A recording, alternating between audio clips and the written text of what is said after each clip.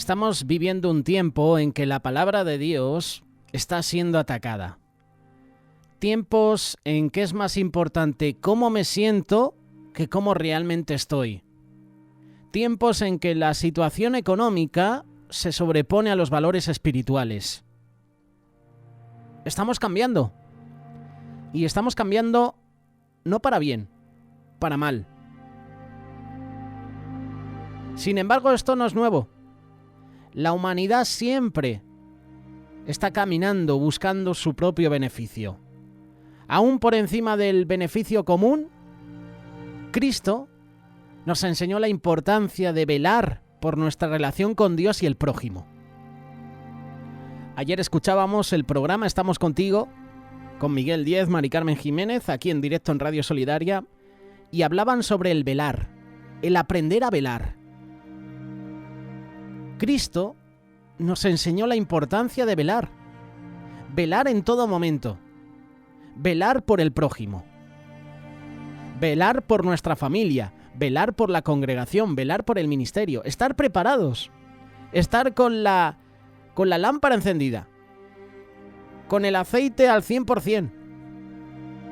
Esto nos va a llevar a una bendición general. Porque yo voy a servirte a ti, tú me vas a servir a mí, y los dos vamos a servir a Dios. Y ambos vamos a ser felices. Lograr esta bendición conlleva la disposición de hacer cambios en nuestras vidas. Y si hay cambios en nuestra vida, deberíamos cambiar nuestra sociedad. Que podríamos decir que en vez de sociedad, se podría llamar suciedad. Muchas veces nuestra vida está negativamente influenciada por elementos externos, y esos elementos externos son malos. No solamente demoníacos, que tienen mucho que ver, sino también sociales. La gente con quienes nos relacionamos influyen en nosotros. Sus puntos de vista pueden hacer que personas que no tienen una personalidad definida o fuerte, una autoestima firme y clara o unos valores definidos en el Señor, sean arrastradas hacia sus ideas, hacia sus puntos de vista, hasta decisiones aún contrarias a los caminos del Señor.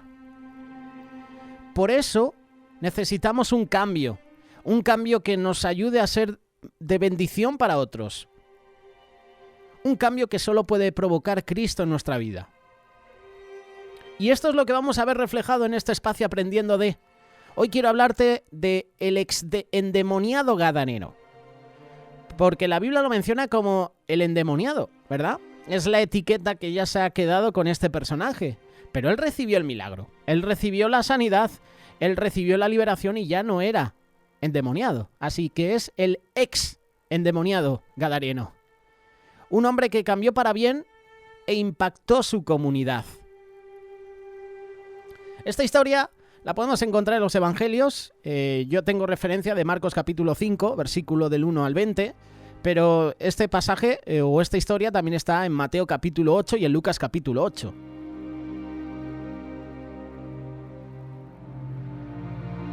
Esta historia nos presenta muchos personajes, cada uno de ellos con una historia de cambios que nos pueden ayudar a construir el nuestro. En primer lugar tenemos al endemoniado. En la vida de este hombre vemos un antes y un después. Como la de todos nosotros, hay un antes y un después, ¿verdad? Antes de Cristo y cómo estamos en el presente, después de Cristo. Podemos notar cambios en su naturaleza, interior y también exterior. Por ejemplo, vamos a centrarnos en los cambios visibles exteriormente. Antes no vestía ropa este endemoniado. Era una vergüenza para las personas que le rodeaban. Su manera de vestir dejaba poco para la imaginación.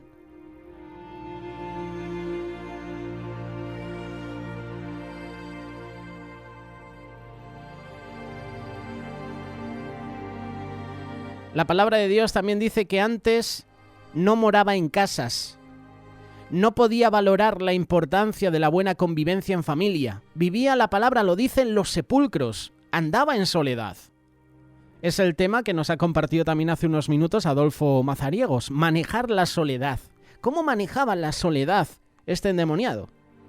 Bueno, al estar endemoniado, tenía compañía, ¿verdad?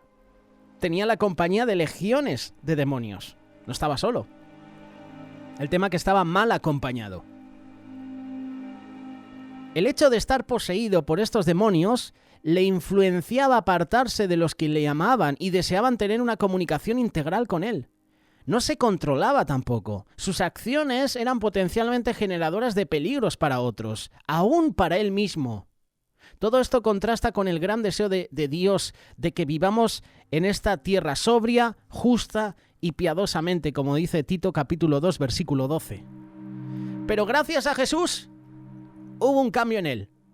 Ese cambio se gestó por la influencia directa de Jesús en su vida. Después de esa intervención, le vemos sentado, vestido en su juicio cabal, predicando a otros de Cristo. ¿No sabías eso? Cuando él recibe el milagro, esta persona, que no sabemos el nombre, le dice a Jesús, déjame seguirte. Y Jesús le dijo, no, vete a tu ciudad y predica lo que Jesús, lo que yo he hecho en tu vida, lo que el Señor ha hecho en tu vida. Y este hombre así lo hizo. Fue uno de los primeros discípulos de Cristo también. Fue un evangelista porque presentó el evangelio a su comunidad.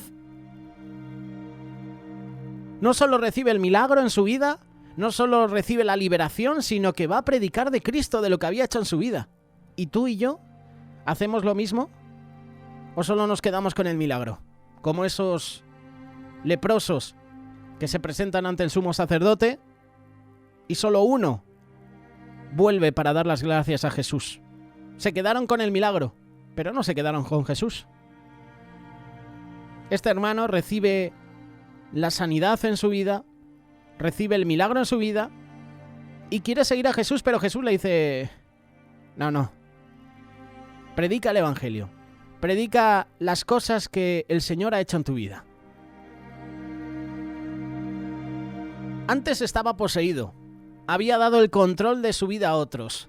Daba gritos, estaba atormentado, no tenía voluntad propia, no tenía metas propias. Se hacía daño. Su vida realmente no tenía sentido. Y es por esto por lo que muchas personas atormentadas por el maligno terminan haciéndose daño. Incluso personas se quitan la vida.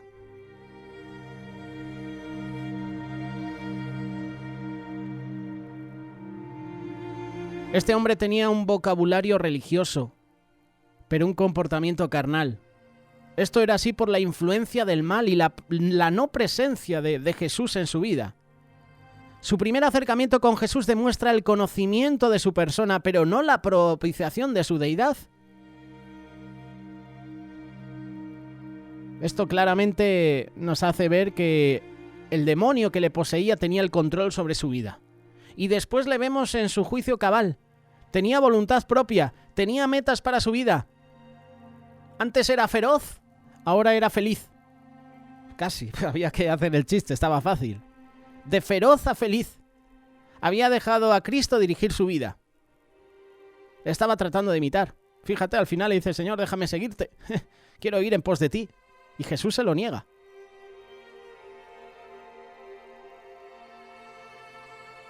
Este es uno de los primeros personajes que encontramos en la historia, el endemoniado. Luego tenemos a los demonios, el segundo grupo de personajes que encontramos en esta historia. Sabemos que son ángeles caídos cuya morada final es con aquellos que Judas, capítulo 1, versículo 6, nos describe. Y a los ángeles que no guardaron su dignidad, sino que abandonaron su propia morada, los ha guardado bajo oscuridad en prisiones eternas para el juicio del gran día. Esto lo dice Judas, capítulo 1, verso 6. Tenían miedo. Ellos sabían que estaban frente al que podía enviarlos al lugar de tormento. Ellos querían seguir disfrutando de hacer maldad en este mundo. Tenían el nombre de Legión. Eran numerosos. No sé tú, hermano, pero tenemos una lucha diaria y no es contra unos poquitos demonios. Son contra legiones. Legiones que manipulan un gobierno. Legiones que manipulan a la clase alta de la sociedad, a la media, incluso a la baja. Demonios que ahora mismo controlan, lo creas o no, a personas de influencia. Pueden ser presidentes del gobierno, pueden ser políticos, pueden ser deportistas, pueden ser cantantes, pueden ser actores. Estamos luchando contra legiones y necesitamos la presencia de Dios en nuestra vida. Estos demonios eran dañinos. Dice la palabra que la labor de estos era igual que la de su líder: matar, hurtar y destruir. Y sabemos quién es el líder de los demonios, ¿verdad? Ángel caído, Satanás. Nunca pensemos que tendremos un buen pago de andar husmeando y coqueteando con el mal como hizo Sansón, ¿eh? Sansón, que estaba, hoy por aquí, mañana por allá. Nosotros también coqueteamos con el pecado. Nos seducen los escaparates de este mundo. Tengamos cuidado, hermanos. Estos demonios sabían cuál era su futuro eterno. En ellos también hubo un cambio, pero un cambio para mal. Su cambio generó desgracia para otros. Por eso les dicen a Jesús: envíanos a esa piara de cerdos. Porque sabía que Jesús les podía llevar a esa oscuridad eterna. Temblaban ante la presencia del Señor. De los demonios tenemos a los que apacentaban. Aquí tenemos el tercer grupo de personajes de esta historia. Ellos estaban trabajando, haciendo su vida diaria, y los cambios en otros, en el endemoniado y en los demonios, afectaron su vida. Todos somos afectados por las decisiones de otros, pero son nuestras propias decisiones las que verdaderamente nos impactan. Lo que decidas hoy, con quien te cases hoy, por ejemplo, va a tener una repercusión en el futuro, porque puede ser para bien o para mal. La decisión que tomes ahora tiene consecuencias en el presente y en el futuro. Hemos escuchado al pastor Mao hablando sobre David, que antes de ir a la guerra consultaba a Dios, ¿verdad? Cuando le robaron a sus esposas, a sus hijos, el botín, David se fortalecía en Dios y le clamaba: Señor, ¿voy a perseguir a estos merodeadores?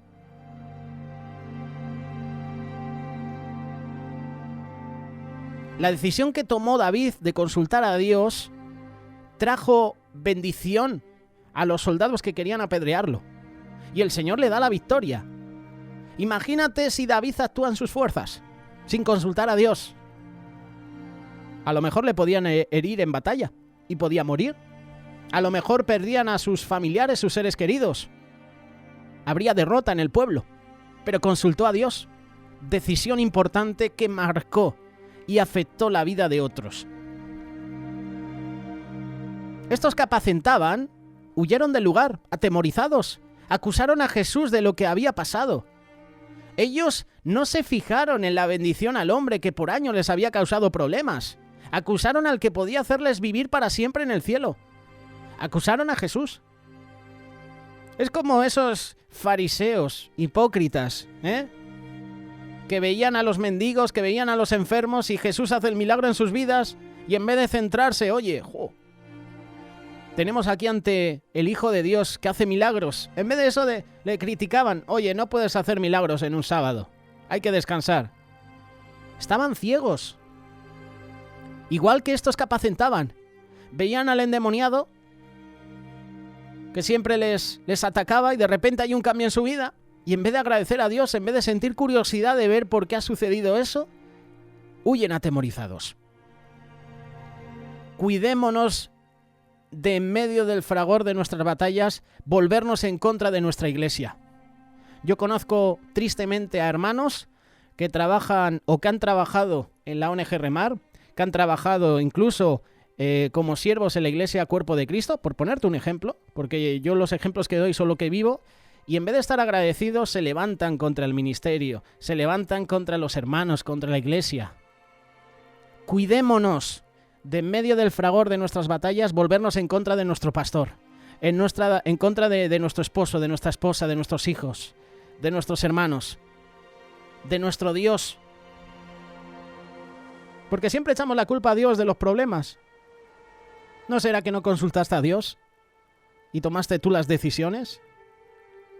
Esas famosas preguntas: Señor, ¿por qué has permitido esto? Señor, ¿por qué lo otro?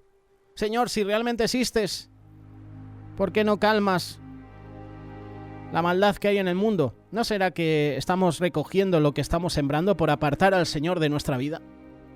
Cuidémonos de volvernos en contra de nuestra iglesia, de nuestro pastor, de nuestros hermanos, de nuestro ministerio, de nuestra familia, de Dios, que es lo más importante. Cuidémonos. Como estos que apacentaban ovejas, se fueron atemorizados acusando a Jesús. Luego tenemos el otro grupo de personas, los de la ciudad. El cuarto grupo, que son los ciudadanos de aquel lugar. Ataban al endemoniado, querían resolver el problema y lo tenían encadenado. Tenían miedo y era lógico.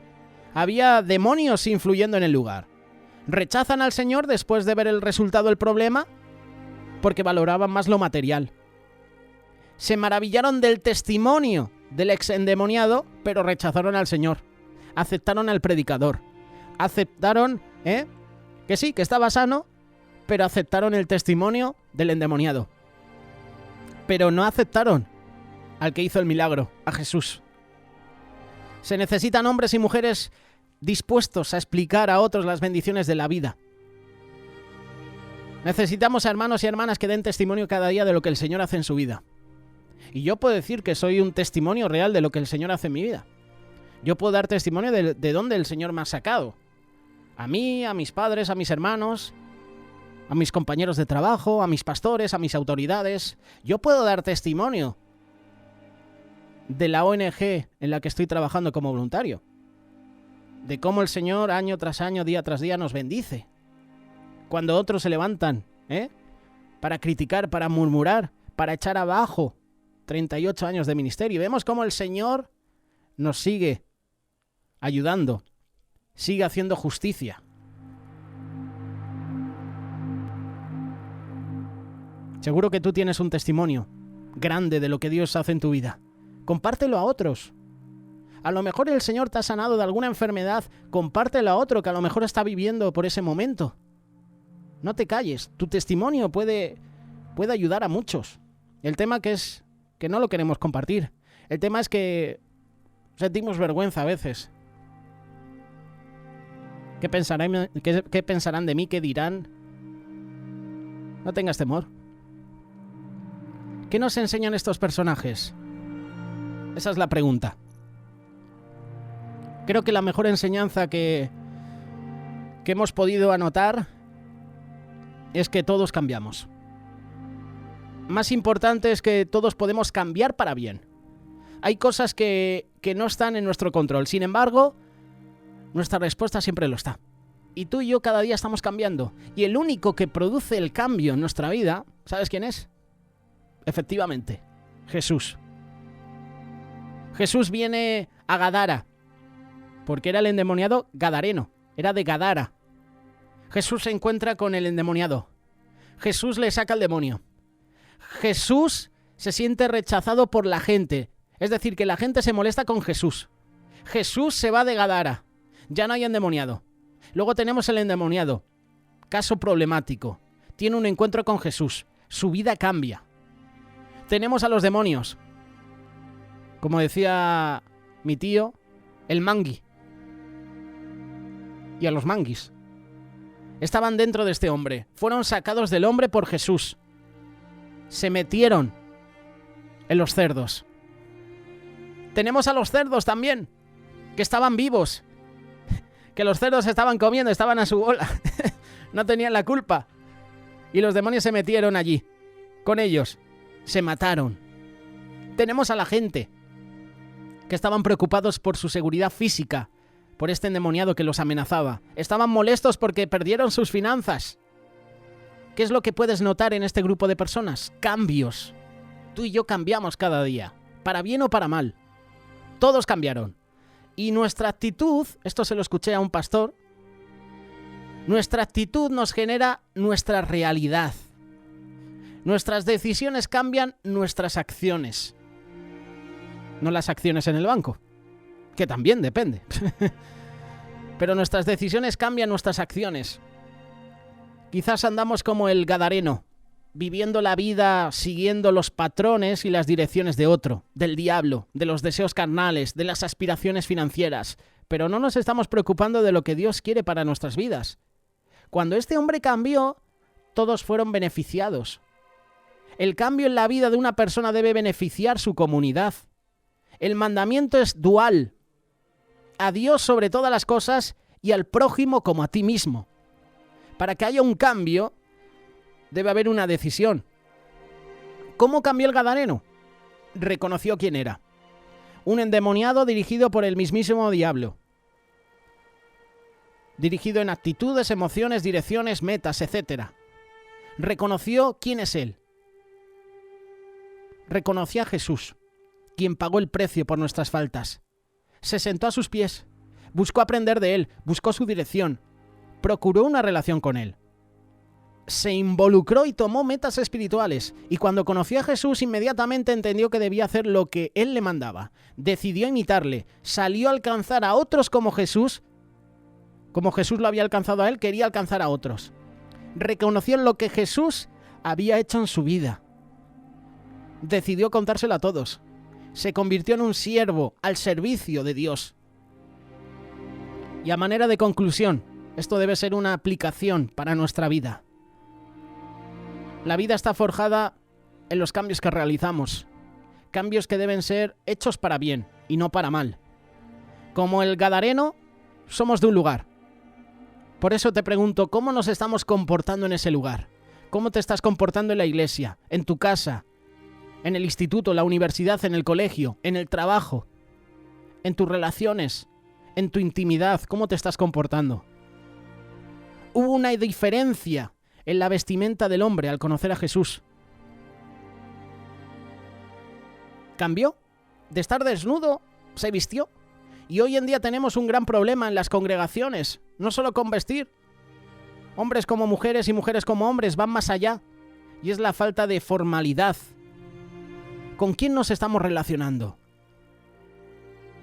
¿O frecuentamos el lugar de los muertos y la soledad, o nos decidimos a sentarnos a los pies de Cristo?